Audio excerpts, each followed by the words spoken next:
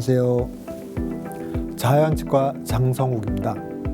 자, 우리가 지난 1강, 2강, 3강을 하면서 진단, 성공률, 통증의 정도, 그다음에 술식, 그것도 이제 그 어떤 그 선악들이, 그다음에 세계적인 석학들이 어떻게 하고 있는지를 보고 우리는 그것을 어떻게 조금 더 발전시킬 수 있는지, 이제 그런 부분들에 대해서 선생님들이랑 같이 그 긴 시간 동안 이제 얘기를 했고, 지금 오늘은 이제 마지막으로 우리가 도대체 이거를 갖다가 해서 얻을 수 있는 게 뭐냐, 내가 한 펄포토미가 제대로 됐는지, 아니면 혹시라도 만에 하나 100%도 아닌데 나중에 문제가 생겼을 때 어떻게 적응할 것인가, 어떻게 해결할 것인가, 이제 그런 부분에 대해서 마지막 마무리를 선생님들이랑 같이 얘기를 해보려고 합니다.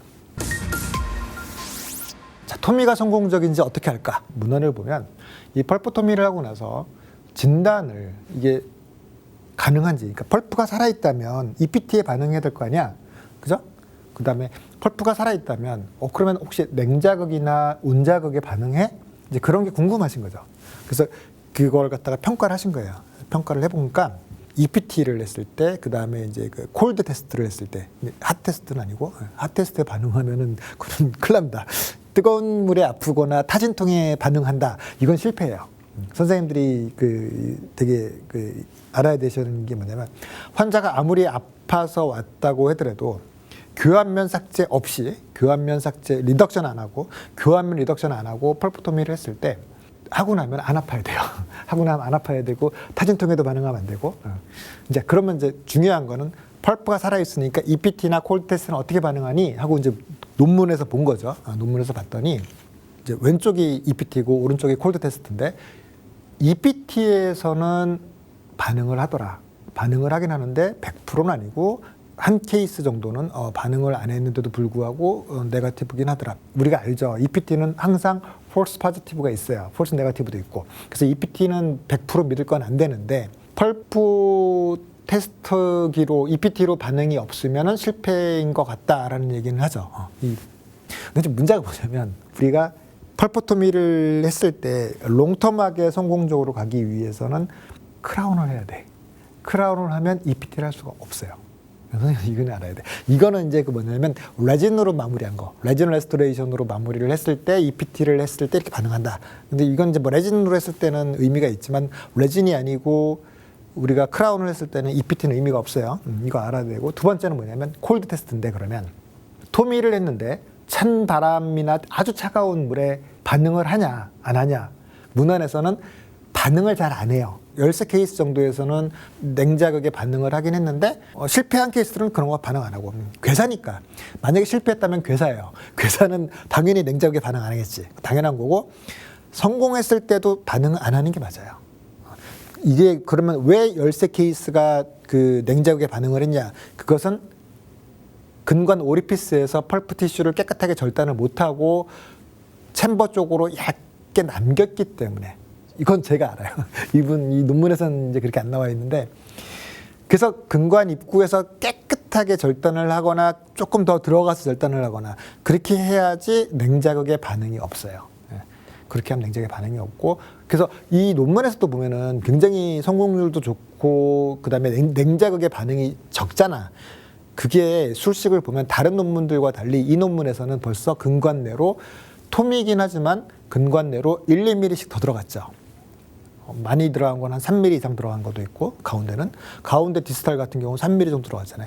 이렇게 들어가야 냉자극에 반응을 안 해요. 그리고 냉자극에 반응을 안 해야 환자들이 컴플레인을 안 해. 많은 환자들은 펄포토미를 하고 나서 특히 크랙 있는 경우 많잖아요. 그러니까 크랙인 경우에 많이 하는데, 그 냉자극에 반응을 하면 환자들이 굉장히 불안해해요. 그 선생님들이 하실 때 근관 내로 2, 3mm 정도 들어가는 게 좋아요. 그래야 환자가 불편한 게 하나도 없어. 시린 것도 없고, 물론 EPT에는 반응하겠지.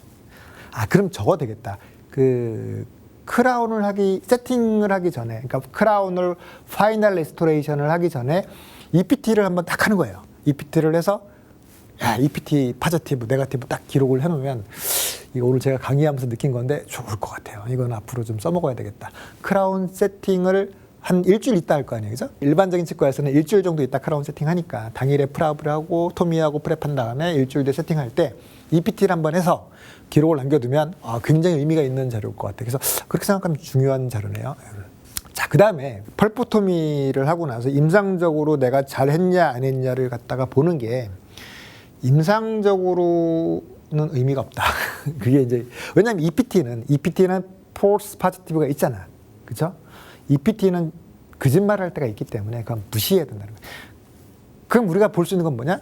결국은 엑스레이다. 엑스레이에서 PDL이 건강한지, PDL이 사운드한지, 병소가 없는지 그걸 보는 게 좋고, 결국은 라미나두라가 살아있고 라미나두라가 인텍트하면은 우리는 성공으로 보는 게 맞지 않나라는 이 논문의 제안이 있는 거고, 뭐 석회화된 정도를 가지고 이게 성공이냐 실패냐 이거는 판단할 수가 없어요. 왜냐하면은 이거 문헌에 있는 얘기는 아니고 제 임상적인 경험으로 봤을 때 엑스레이에서 펄포토미를 하고 근관이 깨끗하게 보여도 그 엔도를 하려고 이렇게 들어가 보면 다 막혀 있어. 엔도 못해요.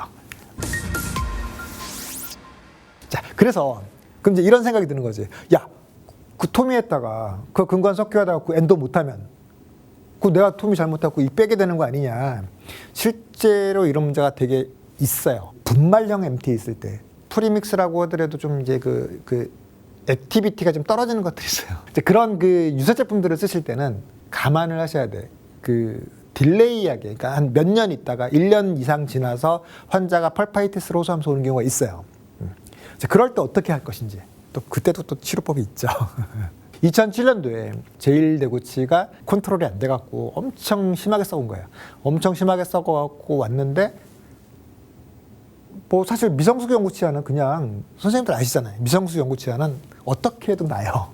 미성숙 연구치아는 MT 비슷한 거 대충 이렇게 해도 다 돼.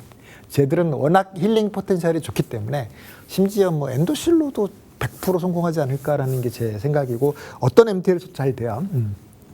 저렇게 MT를 이용해서 이제 그 당시에는 분말형 엔도셈을 가지고 했던 것 같은데, 그 펄포토미를 하고 나서 얘가 4년인가 5년 있다가, 그러니까 초등학교 저학년 때 치료를 받았는데 중학생 때 펄파이티스가 온 거예요. 내가 치료를 했던 애가 너무 아파갖고 구체가 왔는데, 이게 근관 입구를 찾을 수가 없어.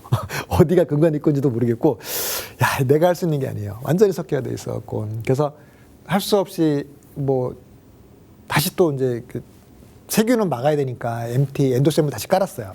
엔도셈을 깔아주고 이제 그 진통제를 주죠. 일단 시간을 벌어야 되니까 진통제를 주고 보냈는데, 그 다음에 올 때까지 저는 얼마나 막 어떻게 해야 되지? 이걸 빼는 것도 한 방법이죠. 빼고 7번이 들어오게 하는 것도 한 방법. 최악의 경우에 이제 그런 것도 한 방법일 수 있을 것 같아갖고 마음속으로 별의별 준비를 다 했는데, 다음번에 환자가 왔는데 그날 치료받고 바로 안 아팠대. 신기하죠. 그러니까 결국은 사실은 이 펄파이티스라는 게, 그러니까 엄청 심한 정말 너무 아프대요. 너무 아프고 막 분들이도 아팠는데, 그게 감염에 의한 거라고 하더라도 세균이 들어간 거고, 그 다음에 감염이 아니라면 석회화가 되는 과정에서 펄프가 좀 자극을 받은 게 아닌가라는 생각을 해요, 저는. 요즘 이제 들어 생각을 하면.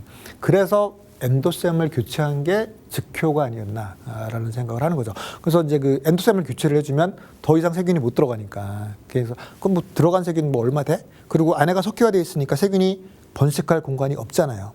세균이 번식할 공간이 없으니까 더 빨리 난 게 아닌가라는 생각을 하고 있는 거고, 시간이 지났을 때 2019년도 12년 뒤죠. 12년 뒤에 보시면 치근의 발육 상태 굉장히 양호하고, 뭐 희미하긴 하지만 그 루트 캐날의 형태가 살짝 보이긴 해요. 근심 같은 경우는. 어쨌거나 이제 그래도 이 친구는 MTA 펄포토미 덕분에 아주 정상적인 치근 발육을 갖고 있는 정상적인 대구치를 지금까지 유지할 수 있는 거죠. 앞으로도 제 생각에는 건강하게 유지할 수 있을 거라고 기대를 하고 있습니다. 자, 2013년도죠. 2013년도에 루트 캐리스가 심해가지고 이제 어르신. 그러니까 뭐 임플란트도 했는데 이게 루트 캐리스 다 생기고 하는 거나 어르신 나이가 이제 많이 되시고 하면은 이렇게 소화가 잘 안 돼서 사탕 에너지가 필요하니까 사탕을 계속 늘 물고 살잖아요. 예. 그래서 루트캐스트 엄청 많이 와. 그래서 이제 펄포토미를 했어요. 살아 있으니까 이제 살아 있는 거 살려야죠. 살아 있는 거 살려서 그 해주는 게 나도 좋고 환자분도 좋고 하니까 이제 살렸죠.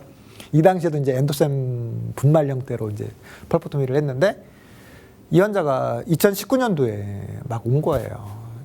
3, 4, 5번을 했는데 4번이 타진통도 극심하게 반응하고 너무 아프다는 거야.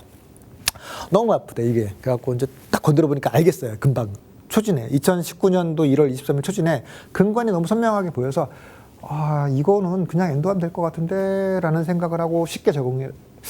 제가 치료해드릴게요. 걱정하지 마시라고. 내가 치료해드린다. 완전히 해결해드린다 하고 딱 들어갔어요. 또 이때는 제가 19년도면 현미경을 루틴하게 사용할 때라서 딱 들어갔는데 웬걸 어디가 근관인지는 알겠는데 깎아도 석회화가 돼 있어요. 못 들어가요. 이게 엑스레이에서 보인다고 석회화가 안 된 게 아니라는 거예요. 그때 제가 할 수 있는 거는 엔도셈을 교체하는 거죠. 그래서 이제 프리믹스를 다시 넣어주고 혹시 모르니까 집에 진통제 있으세요? 네. 진통제 드시라고. 더 혹시라도 아프시면 다음에 오시면 치료 마무리해드리겠다고 하고 보냈어요. 왜? 석회가 잘 돼 있는데 환자분이 아파봐야 세균이 뭐 한두 마리 들어갔겠지. 그죠? 그리고 세균 들어간 거는 다시 MTA만 깔아도 충분히 극복할 수 있으니까 이제 그렇게 얘기를 한 거고 실제로 환자분은 바로 괜찮아졌어요. 바로 괜찮아져서 다음번에 왔을 때 이제 그 크라운 다시 하진 않고 그 위에 코어만 다시 해서 마무리를 했어요. 그리고 이제 최근에 오셨을 때 찍은 사진인데 당연히 잘 되죠. 그러니까 제가 말씀드리고 싶은 건 뭐냐면 펄포토미를 하고 나면 근관은 석회화가 돼요. 석회화가 되는데 석회화가 가능하면 잘 되는 게 좋지 않을까라는 얘기를 하고 싶은 거예요. 왜? 저는 석회화라는 게 이런 거라고 생각을 해요. 제가 엔도했던 증례인데 우리가 근관이 석회화가 잘 돼 있으면 사실은 그 근관은 그 위에까지만 깨끗하게 해주고 밀폐를 해주면 대부분의 경우에 치유가 되죠. 이거는 뭐 제 케이스뿐만 아니라 문헌에도 있어요. 문헌에도 엔도로 인한 병소보다는 크라운 수복, 그러니까 최종 수복이 부실할 때 문제가 더 생기고 심지어는 우리가 엔도로 병소가 있는 경우에 크라운만 교체를 해도 병소가 없어지는 경우도 많이 있어요. 코어랑 크라운만 다시 해도. 그 얘기는 무슨 얘기냐면 그만큼 코로날 리키지가 중요하다는 거고 특히나 석회화가 돼 있다면 사실은 그 석회화된 하방에는 세균은 들어갈 수 있을지 몰라도 세균도 극소수만 들어갈 수 있는 거고 대부분은 세균조차도 없는. 중요한 건 뭐냐면 우리가 감염을 컨트롤하기 힘든 거는 세균이 아니라 바이오필름이라는 거예요. 바이오필름을 컨트롤하기 힘든 건데 바이오필름이라는 거는 공간이 있어야 되는 거잖아. 그러니까 석회화되지 않은 근관이 있을 때는 문제가 되지만 석회가 잘 된 근관이 있을 때는 상관이 없다는 거예요. 그래서 이럴 때는 좀 더 유리하게 접근할 수 있지 않나. 그래서 저는 석회화가 잘 되는 게 좋다라는 생각을 하고 있고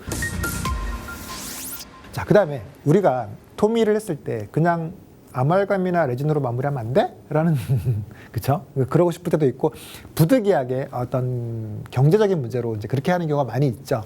그럼에도 불구하고 사실은 크라운을 하는 게 좋지 않을까라는 취지로 이제 말씀을 드리는 건데 MTA는 우리가 알아야 되는 게 첫 번째는 굳기 전에 피나 체액이랑 만나면 안 된다라는 말씀을 드렸어요. 또 한 가지가 뭐냐면 MTA는 타액에 노출되면 안 돼. 이 MTA라는 거는 타액에 노출되면 시간이 지나면 부식이 돼요. 부식이 되면서 그 세균을 막아내지를 못하고 세균이 뚫고 들어가는 역할을 하거든요. 그래서 우측 그 첫 번째 증례에 보시면 엔도셈이 그 주변의 치아가 깨지면서 2차 우식으로 치아가 깨지면서 엔도셈이 그 타액에 노출이 되고 타액에 노출되는 시간이 이제 한 6개월 정도 되면 이렇게 연탄재처럼 바뀌어요. 푸석푸석해지거나 아니면 흐물흐물해지거나 이렇게 바뀌어갖고 환자가 다시 자극이 들어오니까 환자가 아파서 오죠. 아파서 왔을 때 이제 그걸 다시 제거를 하고 엔도셈을 다시 깔아주고 이제 그 타액이 이제 못 들어가게 하려고 뭐 그 플러블 레진 같은 걸로 이제 한 번 더 베이스를 해주고 그 위에 이제 코어 크라운을 하는 이제 그런 거를 하는데 중요한 점보다 MTA는 침을 만나면 안 된다. 되게 중요해요. 이거를 선생님들이 꼭 아셔야 돼. 1강 때 말씀드린 거죠. MTA가 그 MTA 토미를 하고 아말감을 했는데 2009년도에 MTA를 하고 토미를 했는데 아말감이 깨지면 타액이 들어가고 타액에 의해서 MTA가 부식이 되면 환자가 다시 아파요. 그럼 다시 엔도셈으로 교체를 해주고 엔도셈 교체를 하고 다시 아말감을 해줘서 버틴 거죠. 그리고 나서 나중에 크라운을 해줘서야 비로소 안정감 있게 환자분이 이렇게 오랫동안 잘 쓸 수 있다라는 걸 보여드리는 거고, 문헌에서도 우리가 바이탈 펄프 세라피를 MTA를 하고 났을 때 아니면 수산화칼슘을 하던 MTA 하고 났을 때 바이탈 펄프 세라피를 하고 나서 제일 중요한 거는 최종 수복물이다. 최종 수복물은 크라운이 제일 좋고 제일 안 좋은 거는 레진. 그 레진은 특히 그 인전면에서는 쥐약이에요. 인전면에서는 쥐약. 그래서 그 우측에 보시면 그 펄포토미를 하고 나서 이렇게 평가를 할 때 보면은 이 디오 캐버티, 그러니까 그 프록시말 캐리스를 갖다 레진으로 했을 때 그쪽으로 그 치질이 그쪽으로 잔존 치질이 이렇게 워낙에 얇게 남으니까 세균이 아니면 타액이 세균이 뚫고 들어올 수 있는 찬스가 크죠.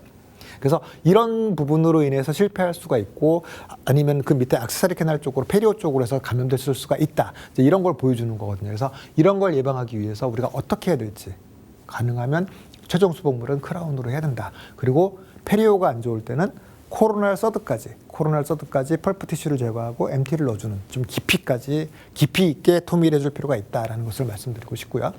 증례를 하나만 더 보여드릴게요. 2019년도에 저희 동네에 있는 주방장인데 굉장히 열심히 일해. 우리처럼 일해. 우리 치과에서도 진짜 하루 종일 그냥 병원에서 막 힘들게 살잖아요. 단내 나듯이. 입에 단내 나게 사는데 그분들도 똑같잖아. 그래서 우리도 병원 가서 치료받지 못하듯이 이분들도 시간을 내갖고 치과 여러 번 오기가 힘든 거예요. 이분이 오셔갖고 저한테 부탁을 한 게 이 아픈 치아 좀 빼달라고. 빼고 나 임플란트 할 테니까 빼달라. 물론 이제 임플란트는 해야죠. 임플란트는 하는데 환자분한테 그래도 당신 치아가 좋다. 이 치아 이거 아프신 거는 제가 딱 오늘 해갖고 치료해서 안 아프게 해드릴 테니까 한번 믿어보시라. 나한테 기회를 한번 줘보고 그래도 아프면 그때 빼자. 한번 해보고 아프면 뺄게요. 그리고 대신에 안 아프면은 요거 그냥 치료만 해갖고 씌우면 되니까 얼마나 좋으시겠어요. 그리고 요게 있어야 일하실 때 계속 오른쪽으로 식사하실 수 있어요. 라고 말씀을 드린 거예요. 그리고 나서 크라운을 벗겨내고 펄포토미를 한 거 동영상을 좀 잠깐 보시면 응급으로는 좀 안 돼. 속에 다 썩었죠. 7번. 하악에서 57 브릿지는 하는 게 아닌 것 같아요. 너무 많이 썩어. 우식은 너무 심해갖고 근데 다행히 환자분이 막 밤에 너무 아팠고 잠 한숨도 못 주무시고 왔는데 블리딩이 돼요. 이리버서블 펄파이티스인데 다행인 거는 펄프의 바이탈리티 블리딩이 된다는 거. 그 블리딩이 심할수록 찬스가 좋다. 다시 회복될 수 있는 가능성이 좋기 때문에 저는 이제 기분이 좋죠. 그래서 이제 이렇게 블리딩만 잘 되면 사실 마음 편안합니다. 이 상태에서 이제 하는데 이게 너무 많이 썩어 있으니까 이게 NaOCL을 이렇게 하고 하려면 월 세워야 되는데 응급으로 오셨는데 그거 언제 하고 있어요.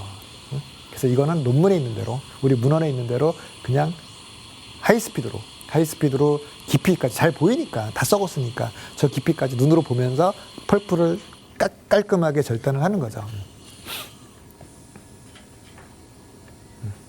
자, 봐보세요. 블리딩이 근심은 안 되고 원심은 잘 되잖아. 그러면 근심이 더 위험한 거예요. 블리딩 잘 되는 데는 찬스가 있는 거예요. 그만큼 더 이렇게 우리 몸에서 액티브하게 이뮨 반응이 있는 거고 면역 반응이 강한 거랑 면역 반응이 약한 거랑 어떤 게 더 위험한 거겠어요.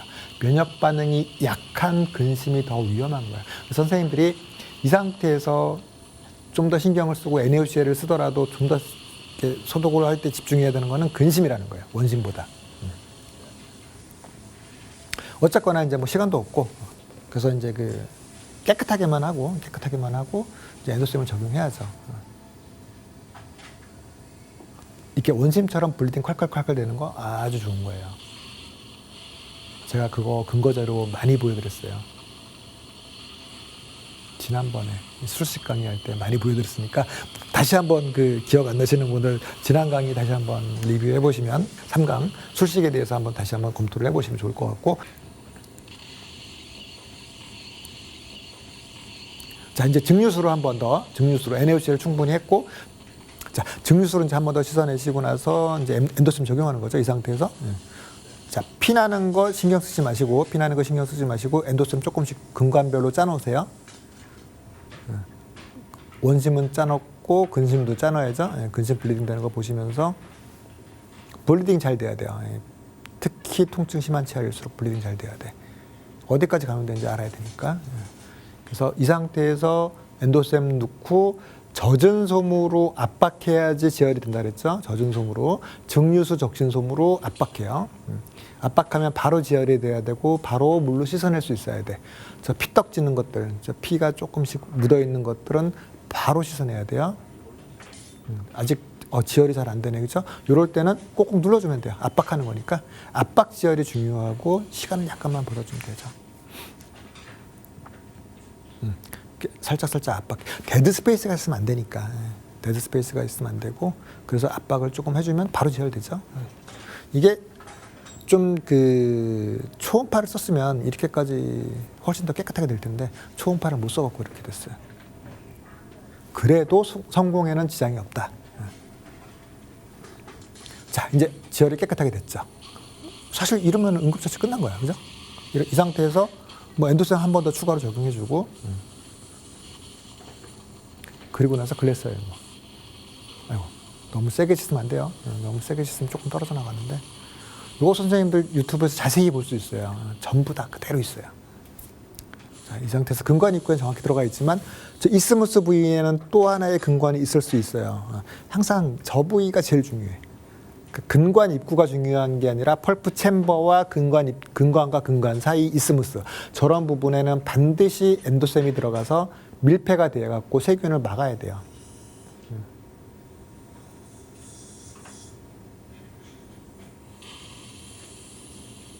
그래서 이 상태에서 다시 엔도셈을 굳혀야 되니까 이거 굳히는 거는 증류수 올리고 3분 기다려야 된다 그랬죠. 근데 응급처치일 때는 할 수 없습니다. 응급일 때는 시간 없잖아. 시간이 돈인데 빨리빨리 해야지. 자꾸 근데 마음이 급하다고 이렇게 막 제발 빨리 막 이러고 하고 있는데 사실은 이 시간에 다른 환자 보고 오는 게 더 빨라요. 그냥 다른 환자 보고 좀 계세요 하시고 자, 약 굳을 때까지 기다릴게요 하고 기다리시면 환자부터 잘 기다리세요. 왜? 안 아파 이제는. 이 약 들어가는 순간 안 아파. 좋죠. 그리고 글래스아이너모로 코어를 하고 템포럴을 해주는 거죠. 그러니까 당일에 템포럴 가능해요. 당일에 템포럴이 가능하고 그래야 또 환자분이 식사도 하실 수 있고 또 신뢰가 생기지. 야, 진짜 신기하네. 바로 아픈 게 없어지네. 라는 그런 서로 간의 그 라포를 형성할 수 있는 큰 찬스가 되죠. 그래서 사실은 그 치과가 제 생각에는 응급처치를 엔도셈이나 이렇게 초음파를 이용해서 하시게 되면 환자와의 그 라포를 형성하는 게 굉장히 좀 유리하지 않나. 이제 그런 생각을 하고 있어요. 자, 그러면 우리가 엔도를 잘하기 위해서는 펄포토미를 알아야 된다는 거예요. 거꾸로 선생님들이 토미를 멀리하고 엔도를 안정감 있게 할 수 있느냐라는 얘기를 제가 하고 싶어요. 엔도의 실패율이 높다라는 걸 말하고 싶은 게 아니에요. 제가 이 논문을 갖고 온 건 뭐냐면 미싱 캐날이 있을 수 있는 대구치들. 그러니까 상악 6번, 그다음에 하악도 마찬가지인데 이런 미싱 캐날이 있는 가능성이 있는 치아들은 병소가 근관 치료를 한 치아가 전체 230개의 상악 6번을 볼게요. 상악 퍼스트 몰라에서 230개의 치아가 근관 치료를 했는데 그 중에 167개의 치아, 167개의 치아가 실패한 거예요. 병소가 있는 거죠. 그 중에서 미싱 캐널이 있는 거는 111개. 그러면 반은 미싱 캐널이 있는 거예요. 사실 이게 정확한 게 논문을 보면 상악 6번에서 MB2를 우리가 전문가가 엔도 스페셜리스트가 상악 6번에서 MB2를 찾을 수 있는 찬스가 60%가 안 돼요. 그래서 이런 결과가 나오는 거고 이거는 이제 물론 모든 그 GP까지 다 포함한 거긴 하지만 그러니까 더 성공률이 더 떨어지죠. 근데 중요한 거는 미싱 캐널이 있다는 거지. 미싱 캐널이 있고 하악에서도 여기서는 미싱 캐널이라고 표시가 안 돼 있지만 선생님들 아시잖아요. 이렇게 하악 6번에서도 MB랑 ML 사이에 근건이 더 있는 경우가 너무 많죠. 근데 사실 우리가 그런 거를 석회화되어 있는 경우에는 그걸 후벼 파가지고 찾지는 않잖아. 그러니까 나중에 하악 6번도 병소 잘 생기고 봐봐요. 하악 6번은 179케이스인데 병소 있는 게 미싱 캐날 있을 때는 19케이스, 미싱 캐날 없을 때는 100케이스, 총 120케이스 가까이가 180개 중에 120개가 병소가 생기는 거예요. 리전이 생긴다고. 그럼 이게 미싱 캐날이 있을 수 있다는 거고, 그럼 미싱 캐날을 우리가 어떻게 대처할 것인가, 이거에 대한 게 없으면 이걸 계속 쳇바퀴 돌듯이 답습하는 거예요. 그래서 선생님들이 엔도를 하실 때 반드시 신경을 쓰셔야 되는 게 뭐냐면, 우리가 캐날을 다 찾을 수 없다. 그럼 못 찾은 캐날은 어떻게 할 것인가? 토미해야 된다는 거예요. 그러니까 내가 메인 캐날은 다 엔도를 할 거야. 그런데 내가 찾을 수 없는 캐날이 있어. 어떻게 해야 돼요? 처음서부터 끝까지 항상 거기는 토미를 해야 된다라는 얘기를 하고 싶고, 그래서 제가 1강 처음에 보여드린 증례인데, 이렇게 제가 괴사된 치아에서조차도 엔도를 할 때 근관 입구가 열려있는 경우가 아니라면, 이 두 번째가 클리니칼이고 세 번째가 엔도실인데, 2018년 6월 14일에 클리니칼을 누를 때도 펄프 챔버 하방에는 클리니칼이 들어가 있어야 되고, 그 다음에 그 2018년 6월 20일 근관 충전할 때도 하방에는 엔도실이 남아 있어야 돼요. 이게 중요하다고. 왜냐하면 우리는 근관을 다 찾지 못해. 그리고 그 근관을 다 찾지 못하기 때문에 거기가 수산화 칼슘이든 엔도실이든 MTA든 엔도셈이든 간에 얘네들로 항상 근관 입구로 가능한 부위에는 막아놔야 된다는 거죠. 그래야 우리가 성공률을 더 끌어올릴 수 있다라는 말씀을 드리고 싶고, 실제로 이게 이제 제가 MB2를 찾는 건데, MB 쪽에서 근관을 2개를 찾았지만, 그게 MB 쪽에서 근관을 2개를 찾았다고 하더라도 그 MB랑 MB2라고 생각했던 게 가까울 때는 그거는 아니에요. 그건 MB3를 찾은 거고, MB2는 따로 있어, 저 밑에. 그래서 그 MB2를 내가 이거는 이제 입구가 벌리고 있으니까 이제 뚫고 찾는 건데, 이렇게 잘 보시면 MB랑 MB2라고 생각했던 걸 찾았는데도 불구하고 저 밑에 하나 더 있죠. 센터에. 반짝반짝하는 거. 저게 근관이거든요. 입구가 이렇게 열려져 있으면 물론 엔도를 해야지. 열려져 있으면 엔도를 해야 되지만, 저기가 대부분은 어떻게 돼 있어요? 석회화가 돼 있잖아. 석회화가 돼 있는 거 굳이 저걸 깎아서 뚫을 거냐는 거야. 물론 깎아서 뚫으면 더 좋지. 할 수 있으면 하는데, 하기 힘든 분들 있잖아요. 하기 힘든 분들은 저 부분을 항상 막아두라고. 뭘로? 클리니칼이나 엔도실로 막아두셔야 돼요. 그래야 저기에 바이탈리티가 유지가 되고 나중에 우리가 엔도로 인한 실패를 줄일 수 있다는 거죠. 또 한 가지는 뭐냐면, 우리가 MB2나 아니면 MM이나 하악 6번의 MM이나 이런 캐날만 놓치는 게 아니죠. 여기 보시면은 우리가 모르는 근관이 있다는 거예요. 퍼케이션 캐날. 이게 유치에선 진짜 흔해요. 유치는 거의 다 있다고 생각하면 돼. 유치는 거의 다 있어서 우리가 펄프 챔버 다 채워야 된다고 얘기를 했듯이, 연구치에서도 이게 거의 23%의 비율로, 그러니까 23%면 굉장히 높은 거죠. 4명 중에 1명꼴.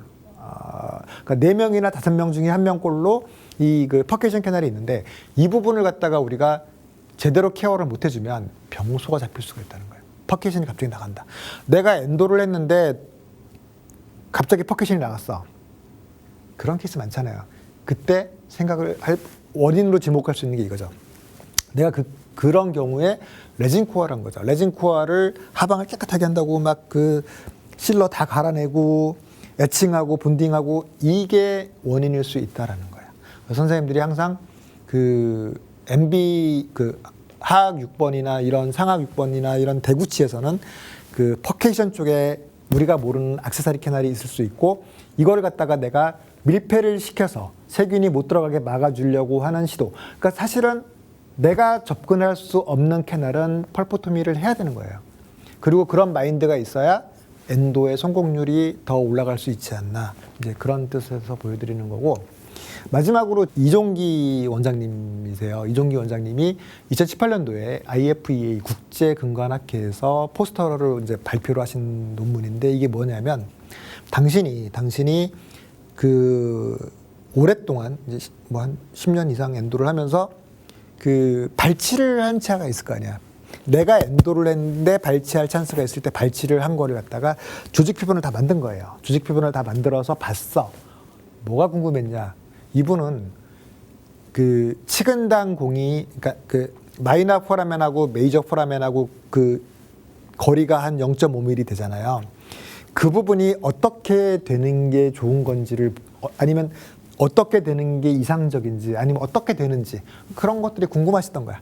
다 하시고 그걸 근거로 해서 보신 거야. 뭐다?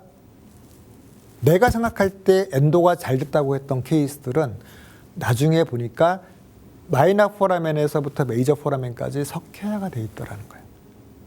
결국은 우리가 하는 엔도라는 것은 사실은 부분적으로 근관 석회화가 되는 치료라는 것을 보여주시는 포스터라고 생각을 해요.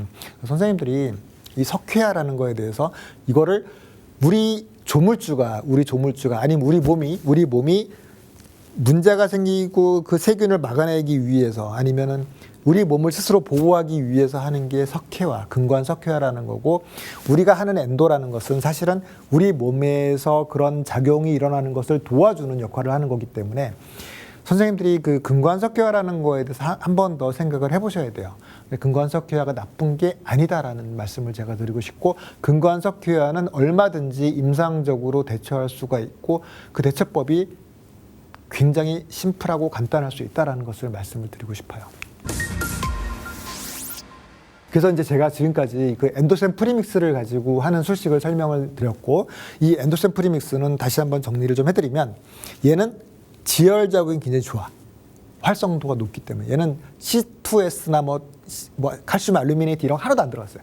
그냥 C3S가 98% 이상 들어가는 애야. 그래서 얘를 가지고 쓰시면은 활성이 좋기 때문에 되게 지열도 되게 빠르고 물성이 되게 좋아요. 그래서 선생님들이 이걸 가지고 쓰시면은 치근단까지 제 생각에는 석회화가 빠르게 진행이 돼야 나중에 감염될 찬스가 더 적고 환자가 이제 그 빨리 불편한 게 없어지고 그렇다고 생각을 하거든요.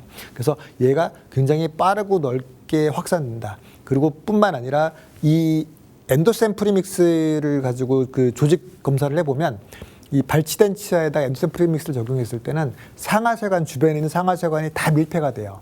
그만큼 밀폐 성능이 더 좋다는 거죠. 쓰기도 편하잖아요. 가격도 별로 부담도 없고 비보험입니다.